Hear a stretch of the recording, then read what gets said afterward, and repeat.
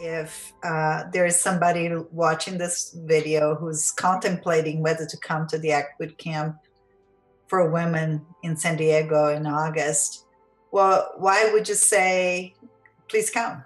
Like, what's in the boot camp that you think will be really neat? A couple of things. First, every presenter is looking at women's issues from an ACT perspective and what are the unique things that you want to consider for women.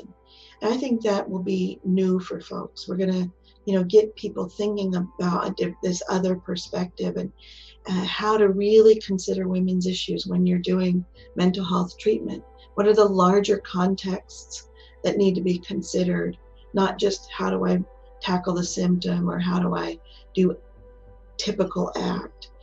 And there's going to be open discussion about women's issues and what we can do inside of ACBS, what we can do in ACT to bring the bigger voice for women in moving toward equality. And we're in this great place where there's a lot of awareness of women's issues. And I think that this boot camp for women is timely and needed.